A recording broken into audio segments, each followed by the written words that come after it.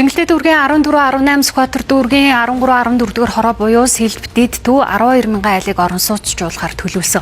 Нийслэлийн иргэдийн төлөөлөгчдийн хурал өнөөдөр ээлжид бусаар хуралдаж олон улсын зах зээлд гадаад үнэт цаас гаргах тогтоолыг дэмжлээ. Ингэснээр урьдчилсан байдлаар 2,4 их найд төгрөгийг гадаад зах зээлээс босгох юм а.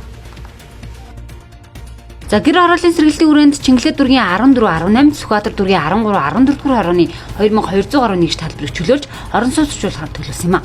За тухайн 12,000 айлыг орон сууцжуулахдаа зөвхөн орон сууцнаас гадна 960 хүүхдийн 3 сургууль, 5 цэцэрлэг, худалдаа үйлчилгээний байгууламжууд ажлын байр үүсгэх барилгуудтай байхаар төлөвлөжээ.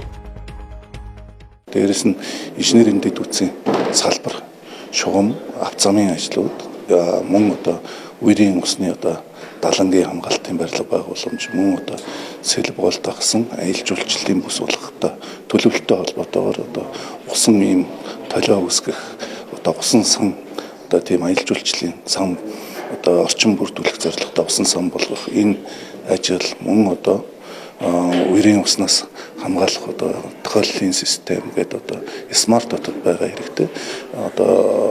Бүхий л төлөвлөлтийг энд зардлууд энэ шингэж өгсөн байгаа. Дараагийн шатанд гадаад зах зээл дээрээс хөрөнгө ослох энэ ажил маань эхэлнэ. Ингээ үүний бэлтгэл ажил болгоод бид бас Сэлбэдэд төв дээр иргэдийн газар болон үйл хөдлөх хөрөнгийг үнэлж чөлөөлөх ажлыг хийж байна. Бид нар бас энэ мэдээж цогц бодлогоор энэ гэр орооллын асуудлыг явуулж иж энэ гэр ороол маань гэр ороолгүй болох энэ ажил маань бас ингээд цаашдаа үргэлжлэх ийм учиртай юм байгаа.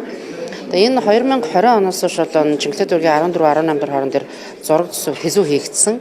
За одоо үргэлжлүүлэн Сүхбаатар дүүргийн 13-14 дугаар хороод дээр бас гэр орооллын тань төлөлтийн зураг тэзүү хийгдэж ингээд энэ хоёр ажил маань уялдаад ингээд цаашаа явж байгаа юм байна. За тухайн хэсгийн айлуудын 80 гаруй хувь нь газар чөлөөлөхөд дэмжиж дийлэнх нь газраа шууд бэлэн мөнгөөр солих санал гаргаад байна. Харин орон сууцжуулах ажлын санхүүжилтийн үүсвэрийг тодорхой болгочихвол энэ ондоо авто зам дэд бүтцийн бүтээн байгуулалтын ажлын 50% гүйцэтгэхээр төлөвлөжээ. Одоо энэ хүн нийслэлийн эрдэнэ төлөөлөгчдийн хурал үнэт цаас олон улсын зах зээлд гаргахыг дэмжиж байгаа учраас цаашлаад засгийн газраас хэдийн хэмжээний үнэт цаас гаргахаа наривчлан тодорхойлох юм. Дараа нь дахин нийслэлийн эрдэнэ төлөөлөгчдийн хурал хэлэлцэн. За ингэснээр Улаанбаатар хот олон улсын зах зээлд бонд гаргах боломж бүрднэ. Бонд гарахдаа олон улсын үнэт цаасны банкуд аж ахуйн нэгжүүдтэй хамтран ажиллах төлөвлөгөө өгж баталжээ.